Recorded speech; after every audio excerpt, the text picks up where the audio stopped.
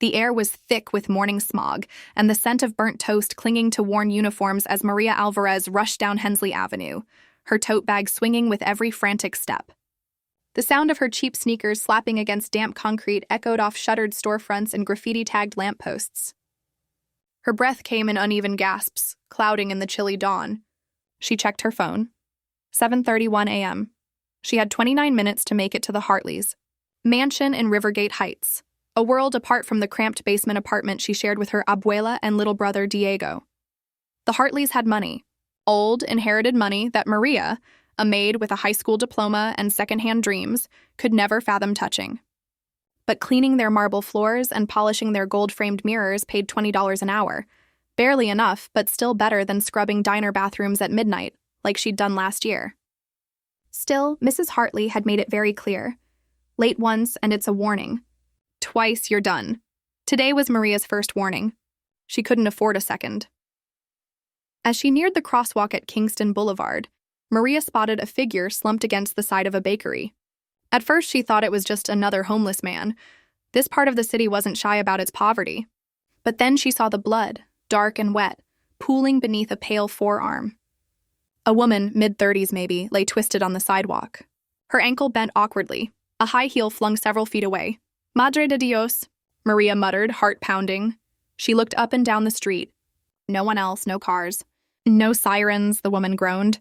"Help, please!" Maria froze. Her fingers hovered over the call icon on her phone.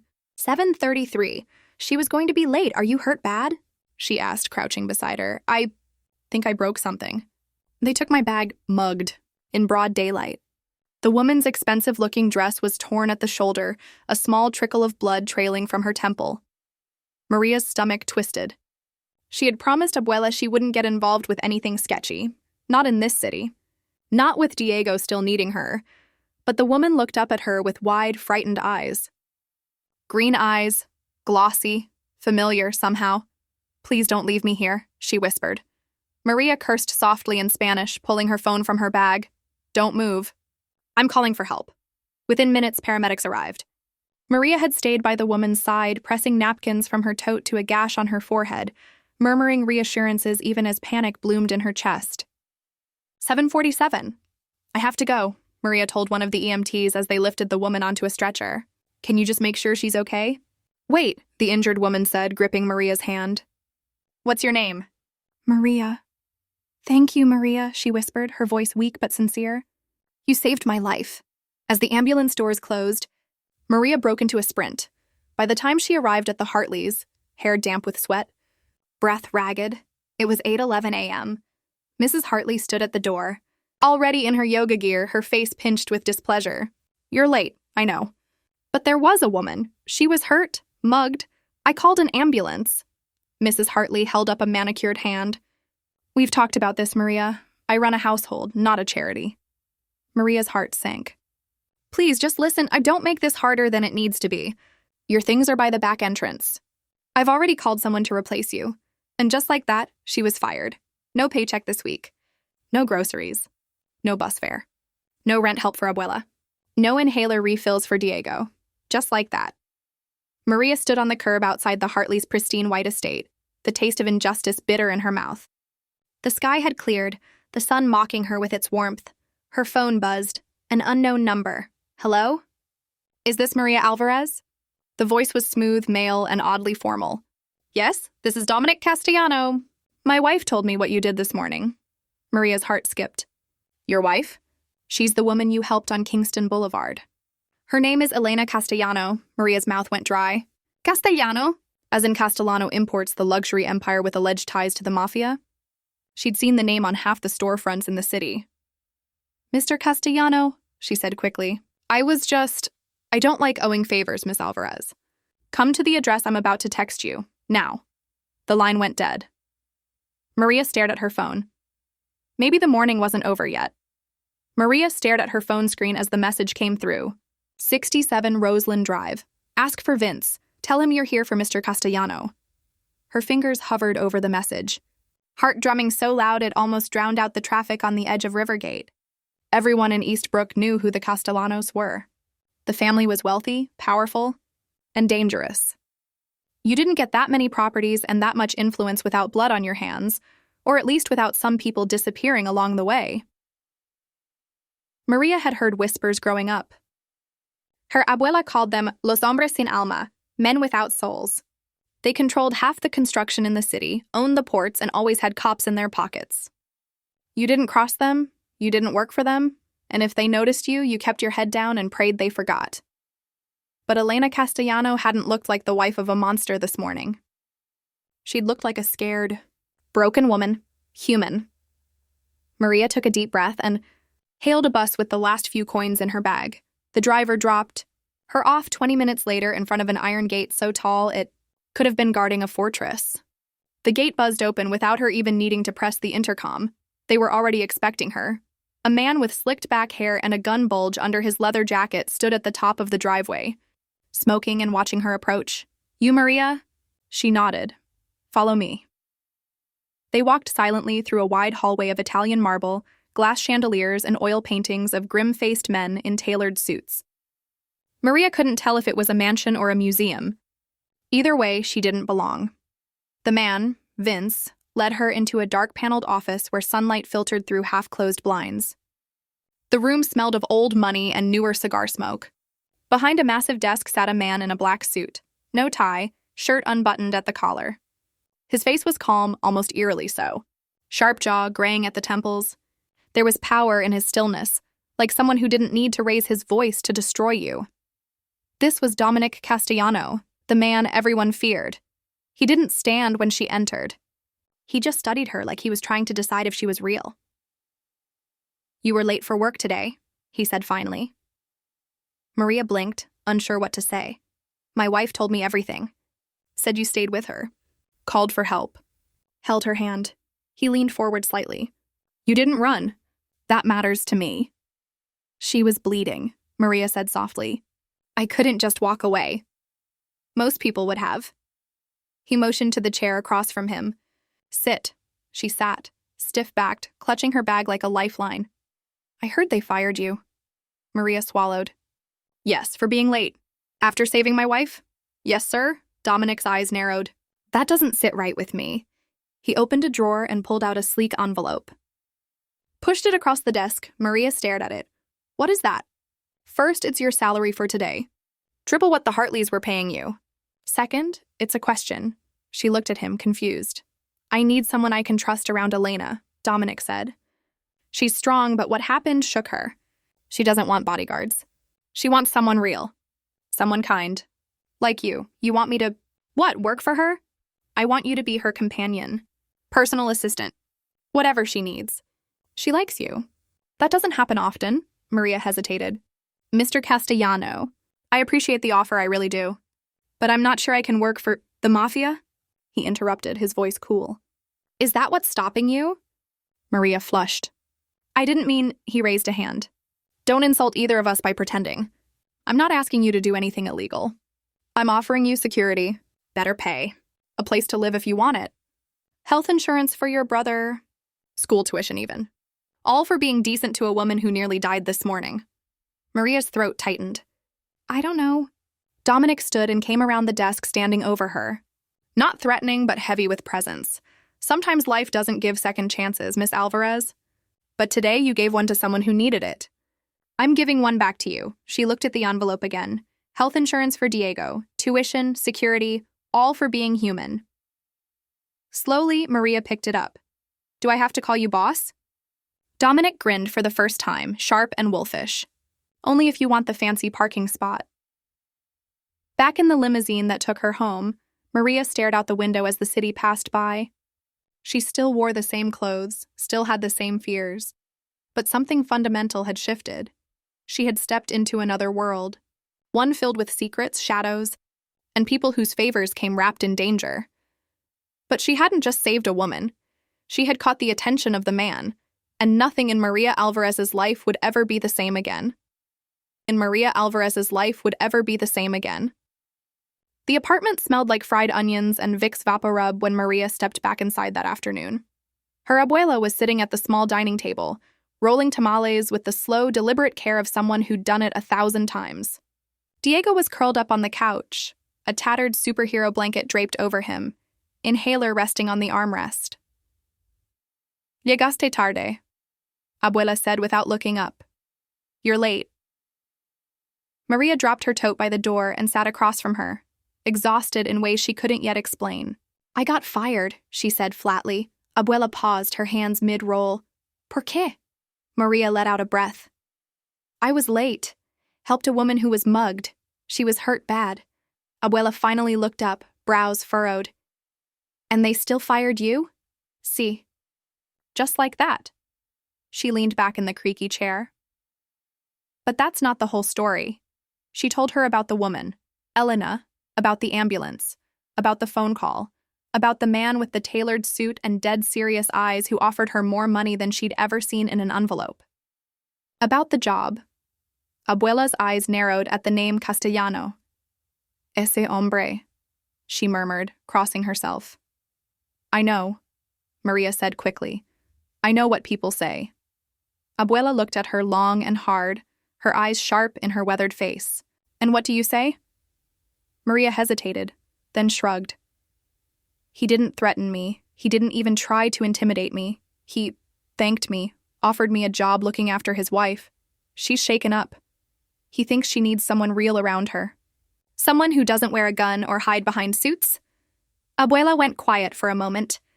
Then slowly, she resumed rolling the tamale. They say the devil wears Prada too, she said dryly. Just because someone looks decent doesn't mean he is. Maria smiled weakly. That's the thing. He didn't look decent. He looked dangerous, but also like he meant what he said. Abuela didn't respond, just rolled another tamale. Then, ¿Y vas a aceptar? I already did. Abuela let out a small sigh, almost a prayer. Dios te proteja, mija. Maria's first official day started early the next morning. A sleek black car picked her up at 7 a.m. on the dot. Diego stood at the window, mouth open in awe as she slid into the back seat. The Castellano estate looked even more intimidating in daylight. Vast lawns, marble columns, security cameras peeking from the vines. Vince met her at the door again, but this time, he gave her a respectful nod. Elena's in the solarium. Maria blinked. The what? The glass room. Through the library, past the fountain. Maria blinked again. The library? And the fountain? Don't worry, you'll get the tour later. When Maria stepped into the solarium, her breath caught. It was like walking into a garden inside a castle. Floor-to-ceiling glass let in the morning sun. There were orchids in hanging baskets, a small bubbling koi pond, and in the center, curled on a white lounge chair with a blanket around her shoulders, was Elena Castellano. She looked up as Maria entered. Her face was bruised, a thin scar now, crossing her brow where the stitches had gone in, but her eyes were clear. Maria, she said, smiling weakly. I was hoping you'd come. Maria approached cautiously. How are you feeling? Like I was dropped off a 10-story building, Elena said, shifting with a wince. But better now that I know I'm not alone here. Maria nodded, unsure what to do with her hands. Mr. Castellano, your husband, asked me to stay close. Help with whatever you need. Elena looked away. Did he tell you why? Maria didn't answer. Elena sighed. He thinks I'm fragile now. He doesn't say it, but I see it in his eyes. He blames himself. Thinks I got mugged because of his name. And maybe I did. She looked at Maria, tired and exposed. Do you know what it's like to be married to someone like him? Maria shook her head. No. You never relax. You never feel safe. Everyone respects him, but no one trusts him. People smile in public and scheme in private. I used to be strong.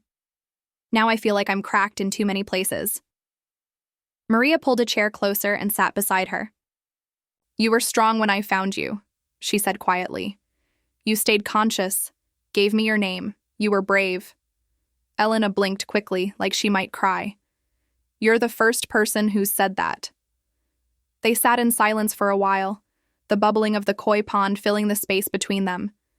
Tell me about yourself, Elena said eventually. Anything. I need to hear something normal. Maria hesitated, then smiled. Well, I once burned a whole pot of rice because my little brother made me laugh so hard I forgot I left the stove on. Burnt it so bad we had to throw the pot away. Elena laughed softly, the sound like glass chimes. Keep going. So Maria did. She talked about Diego's obsession with action figures, about her abuela's insistence on old-school remedies, about the building that never had hot water and the neighbors who fought at Tusegrao.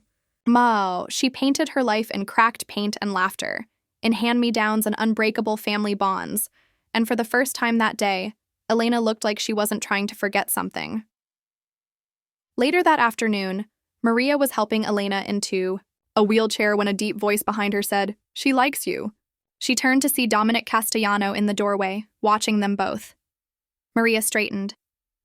"I'm glad," he nodded, stepping inside. Elena rolled her eyes. "I told you, Dom, I'm fine. Maria doesn't need to hover." "She's not hovering. She's working, and you're under strict orders not to strain anything," Elena smirked. "So now you're listening to doctors?" "Only when they agree with me," he replied smoothly. Maria noticed it then, the flicker of something softer between them. Despite the cold exterior, Dominic looked at Elena with genuine worry. Love, even. "I'll give you both some space," Maria said quickly, stepping out of the room. Vince was waiting by the hallway. "Settling in?" Maria nodded. "It's different. You'll get used to it." "Vince?" she asked cautiously. "What's the catch?" He tilted his head. "This job, this family. None of this is normal. So what's the part no one tells me yet?" Vince smiled without humor. "You already saw it. This morning. The bruises, the fear, the silence."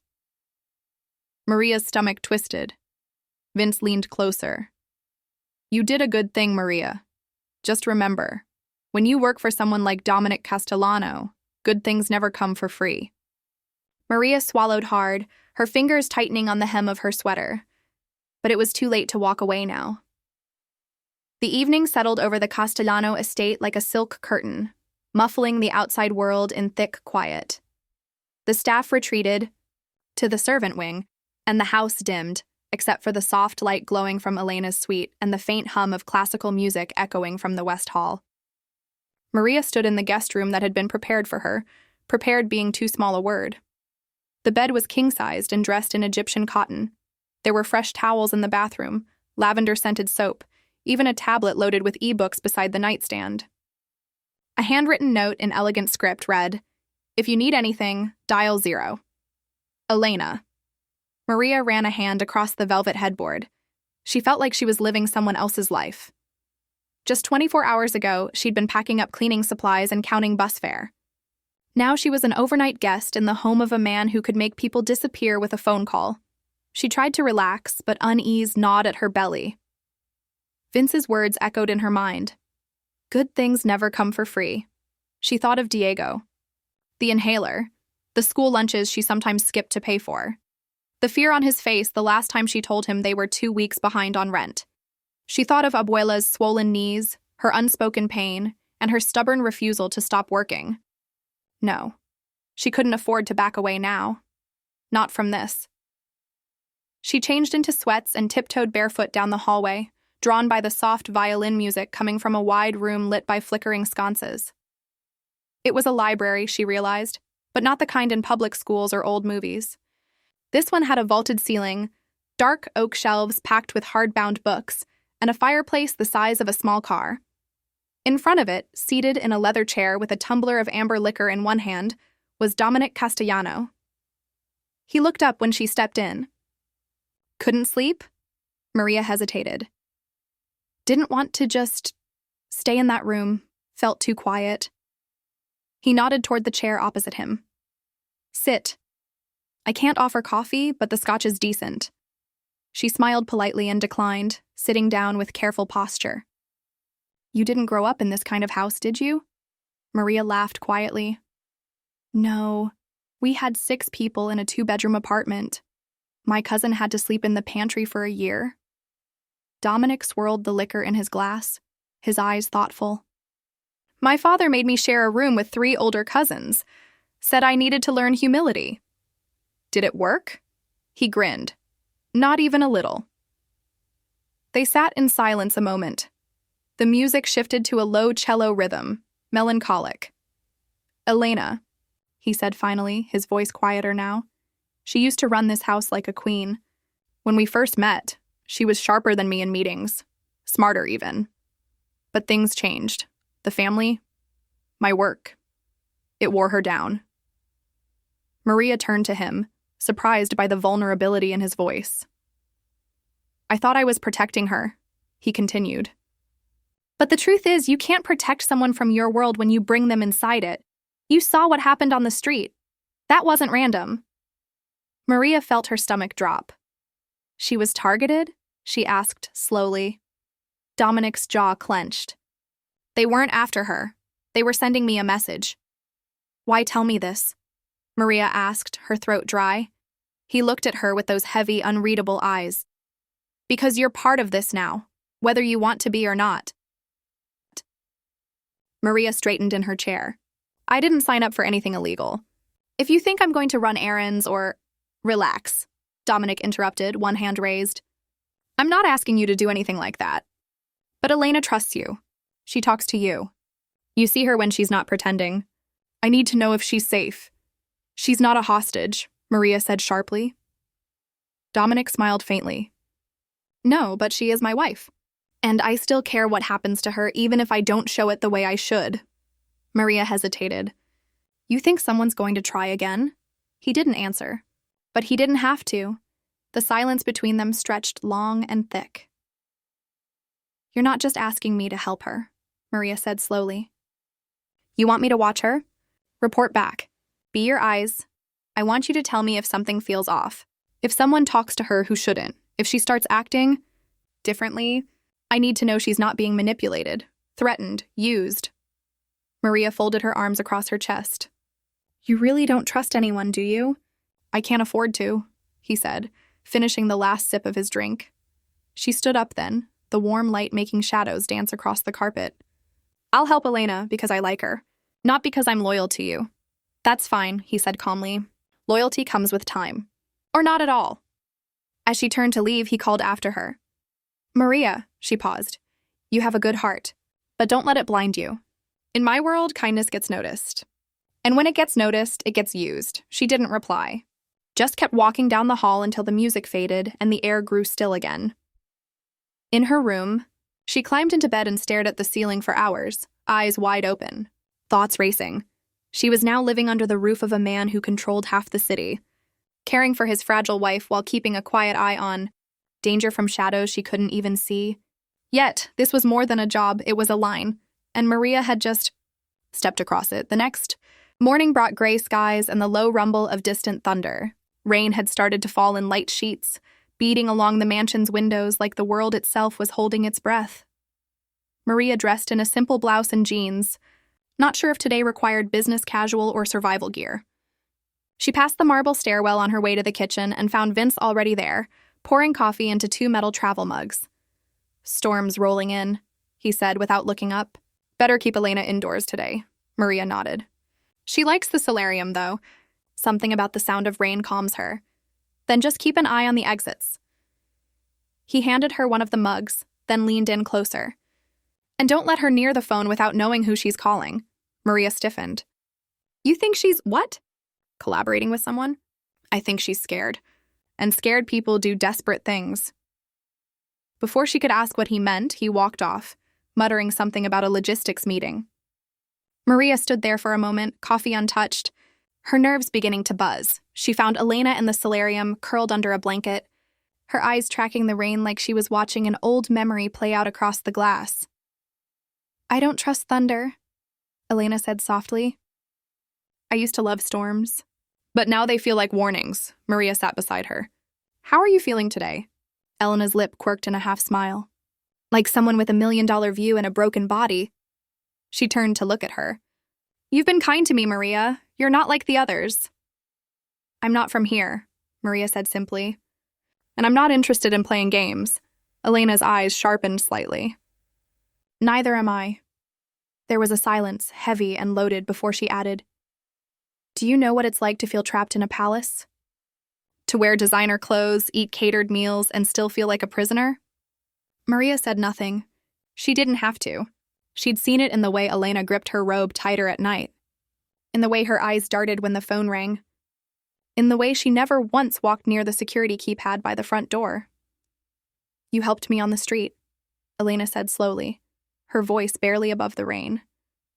And I'm grateful, but I need to ask you something. And I need you to be honest. Maria felt her shoulders tense.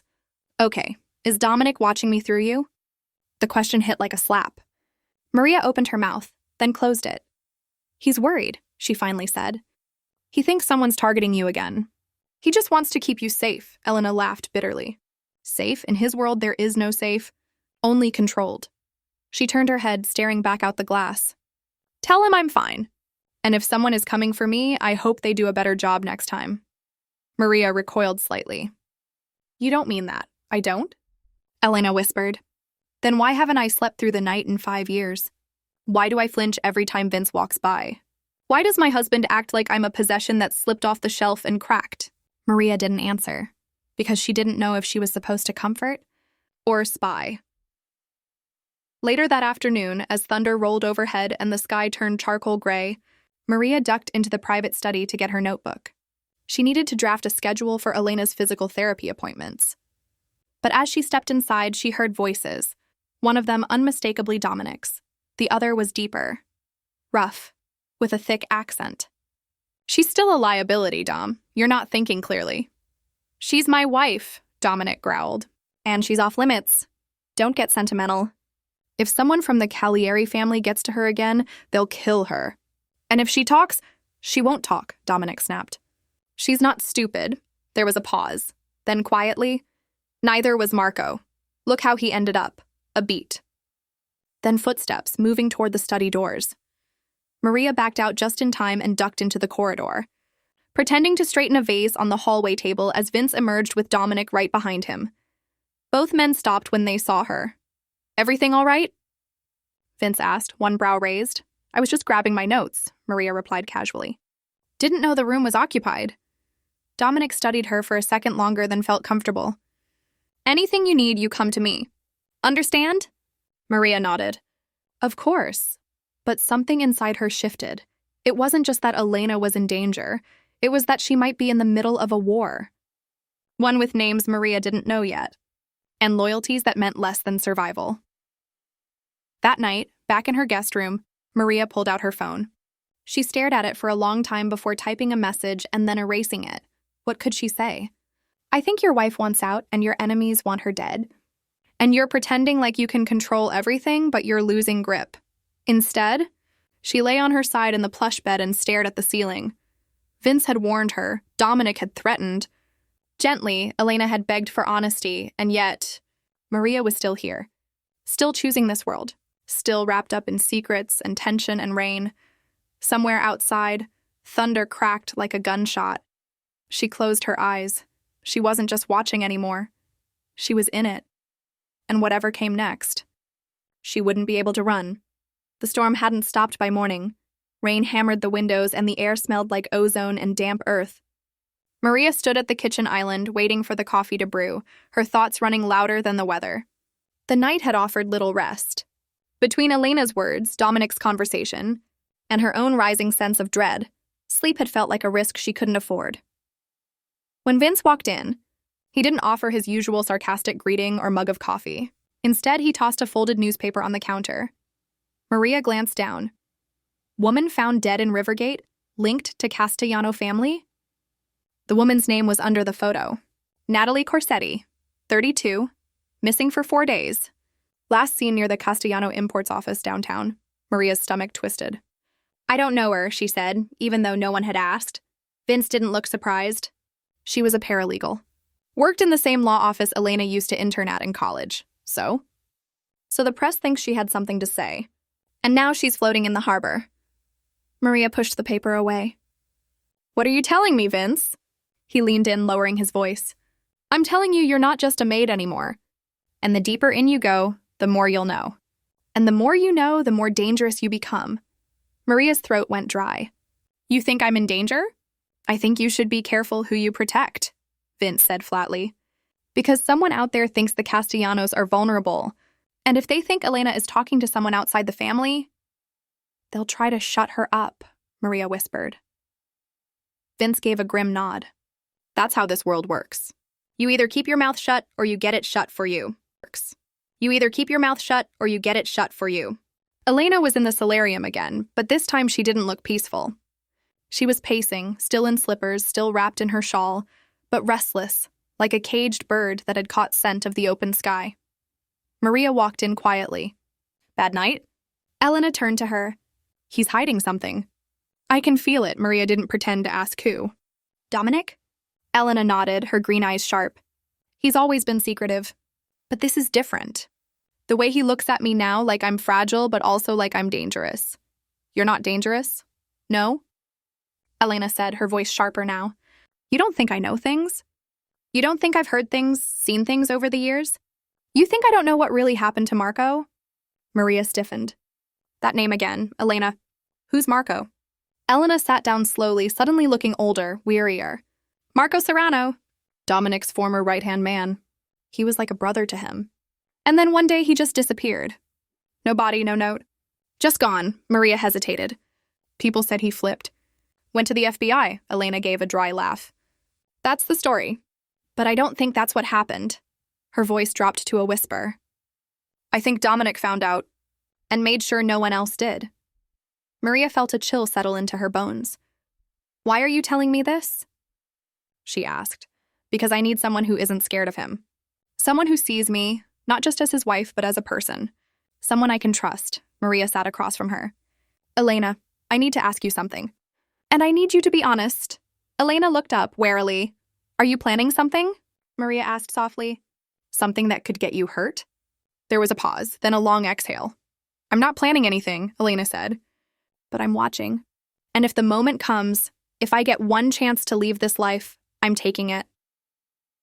Later that evening, Maria was in the hallway outside Dominic's office when she heard raised voices. Not shouting, just strained. She's unraveling, Vince said. The therapist says her trauma's deepening. The attack wasn't just physical. It triggered things she's buried for years. Do you think she's a threat? Dominic asked. There was a pause. Then, not yet. Maria felt her blood run cold. They were watching Elena, monitoring her, measuring her words. And now Maria knew something neither man did, that Elena was waiting. Watching them back, and if she ever got the chance to run, she'd take it, no matter what it cost. That night, Maria sat in bed, staring at the glowing screen of her phone. She pulled up the number Dominic's assistant had texted her on day one, the private line, the one marked for emergencies. Her thumb hovered over the screen, but instead of typing, she closed the phone. She couldn't be the eyes for both sides. Couldn't live in the space between a woman trying to survive and a man trying to control the storm around him. But that's exactly where she was now. And with the truth growing heavier each day, Maria knew something was coming. Something neither she nor Elena nor even Dominic could stop. Something that would force them all to choose a side. The next morning was quiet. Too quiet. Not the soft kind of, quiet you get in rich people's homes. The peaceful kind with heated floors and whispered footsteps, but the wrong kind. The kind Maria had felt as a kid when she came home and found the front door open and Abuela praying in the kitchen because Diego had wandered off again. It was the kind of quiet that meant something was coming. She walked into the solarium, expecting to find Elena with her tea and blanket, eyes fixed on the garden, but the chair was empty. Elena? Maria called gently. No answer. She checked the guest lounge. Nothing. The music room. The back veranda, kitchen, upstairs bathroom, office. Still nothing. Her pulse quickened. Elena? She called louder now, heading toward the east wing where Dominic's private study was. Vince was there, scrolling through his phone with a mug of coffee like nothing was wrong. You seen her? Maria asked, trying to sound casual. Elena? Vince glanced up. She's with Dominic. Maria blinked. Since when? Since about 10 minutes ago. He asked her to meet him in the chapel. Maria's brows furrowed. The what? Vince gestured down the hall. Private chapel. She designed it herself when her father died. She lights candles in there when she's upset. You wouldn't know about it unless... He trailed off. Unless your family. Maria didn't wait for permission. She followed the long hallway, turned past the massive painting of the Virgin Mary, and found the arched double doors. They were slightly ajar. A flicker of candlelight glowed from inside. She stepped forward slowly, and the voices became clear. Don't want to be watched like a prisoner, Elena was saying, voice low but firm. You're not a prisoner, Dominic replied. No? Then why can't I go into town alone? Why do I need someone with me every time I want to take a walk? For your safety. My safety or your comfort? Maria froze just outside the door. Elena continued. You think I'm broken. Ever since the attack, you've been trying to patch me up like a cracked mirror. But I'm not yours to fix, Dominic. I'm not. I'm trying to keep you alive. Are you? Her voice shook. Because I don't know anymore if I'm alive or just breathing inside a golden cage. Maria took a step back. Heart pounding. This wasn't her place. Not this moment. But just as she turned to leave, something creaked behind her.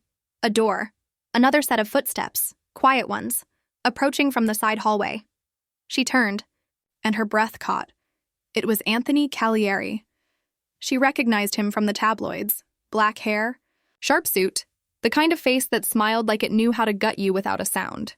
His family was the Castellanos' biggest rival. Allegedly, of course. On paper, they ran logistics. Off paper? Guns, offshore accounts, bribed judges, everything Maria had only heard about in whispers. And now he was here. In the Castellano house. Before she could speak, he raised a finger to his lips, smirking, and then he was gone, vanishing back down the hall like a shadow. Maria ran, not to Vince, not to Dominic, to Elena. She burst through the chapel doors, breathless. Elena, we have a problem. Dominic turned, startled. His expression changed instantly.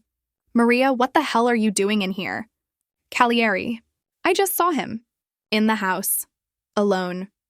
Dominic's jaw clenched, and Elena stood frozen. That's not possible, he said, but he was already reaching for the burner phone in his pocket. Vince, seal the exits. We may have an intruder.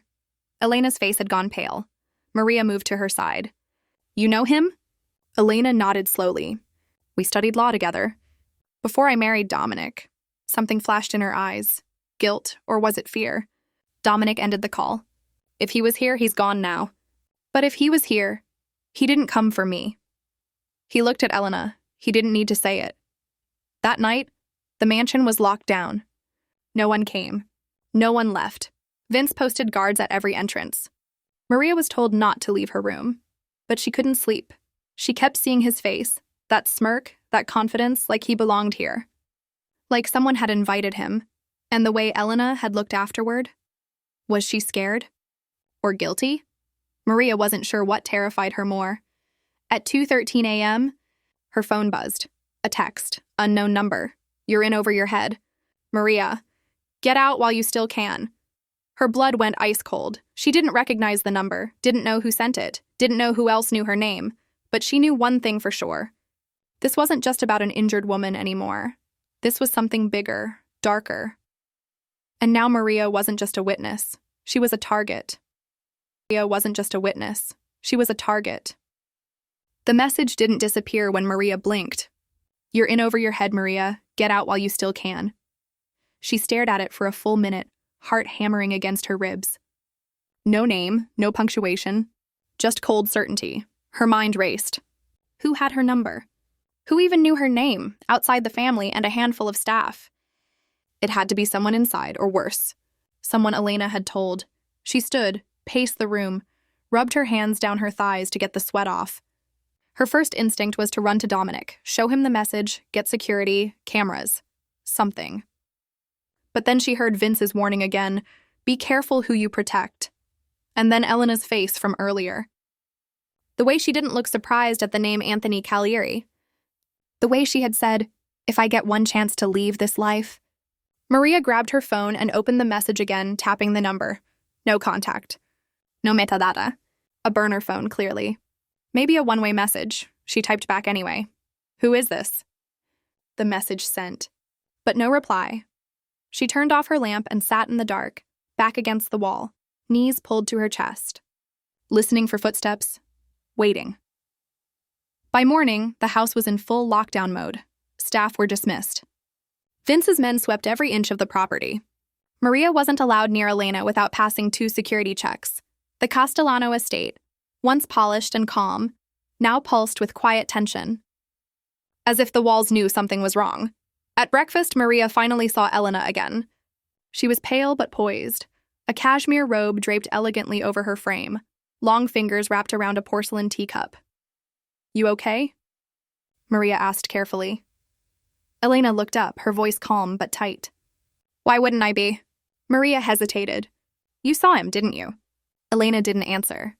But the twitch in her jaw told Maria everything. "Elena? I think he sent me a message." Now she looked at her. "Really looked? What kind of message?" Maria hesitated. "He warned me. Said I should get out." Something shifted in Elena's expression. Regret, guilt, fear. It was hard to say which. "I never wanted you involved," she whispered. "Involved in what?" Maria pressed. Elena looked away. "Elena, I can't tell you," she said finally. "Because if I do, you become a liability to everyone." Maria's voice cracked. "I already am." Elena shook her head, almost like she was pleading with the air. "He wasn't supposed to come to the house. He was supposed to wait for what?" Elena didn't answer. Maria stood pacing. "You're planning something with him, aren't you?" "A way out, an escape." "That's what this is." Still no answer. Maria's voice rose. "And I'm just what? Your cover? Your alibi?" Elena finally looked at her, and for the first time, there were tears in her eyes. "No, you were my hope." That evening, Dominic called Maria into his office. He sat at his desk, sleeves rolled, face like stone. There was no trace of softness, no warmth, no trace of the man who had once thanked her for saving his wife's life. "There's something I need to know," he said without preamble. "And I need you to be straight with me."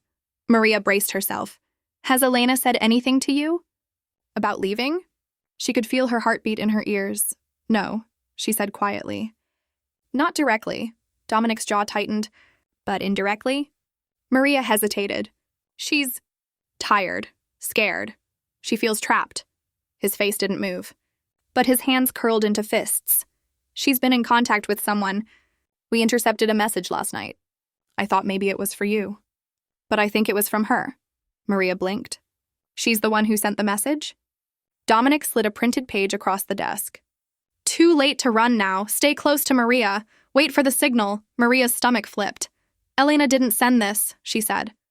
"Someone else did. I swear." Dominic watched her for a long moment. "Are you protecting her?" Maria swallowed. "I'm protecting the truth." Dominic leaned back, face unreadable.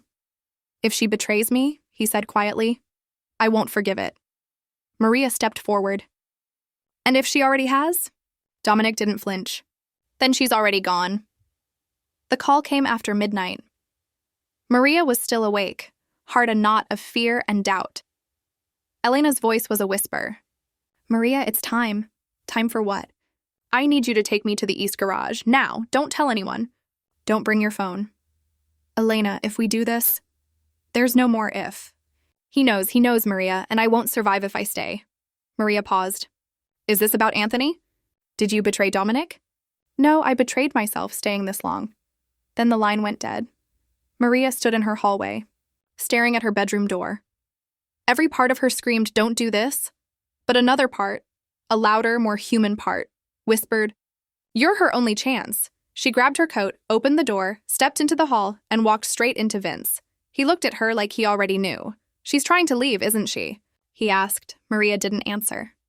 Vince sighed. "You should have stayed a maid, Maria." She ran. Down the back staircase, through the side hall, pushing through the service corridor until she reached the garage. Rain was pounding the pavement again. Elena stood by a black SUV, hair-soaked, eyes wild. "Keys?" Maria asked. Elena held them up. Behind them, a shout. Vince, then Dominic, then 2 more guards.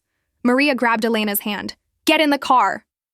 Elena didn't argue. The engine roared to life as Maria threw it into gear. The gates were already sliding shut, the system tripped by the alarm. She slammed the accelerator, too late. Dominic stood in front of the car, hands raised, rain soaking his suit. Not moving. Maria's hands clenched the wheel. He didn't move. She didn't either. And then he walked to her side window. She lowered it. His face was calm. Tired. I loved her, he said. But love doesn't mean freedom. She wants out, Maria said. She deserves that, Dominic. Looked at Elena, looked at Maria, then stepped. Back, the gates opened. No words, just a silent permission. Maria. Drove. They didn't stop until they hit the state line. In the rearview mirror, the rain stopped falling. Elena exhaled a breath that had been stuck in her chest for years. And Maria? She didn't know what came next, but she knew she'd help someone escape a golden cage, even if it meant she'd never stop looking over her shoulder. Because in this world, no good deed goes unnoticed, especially when you save the Mafia boss's wife.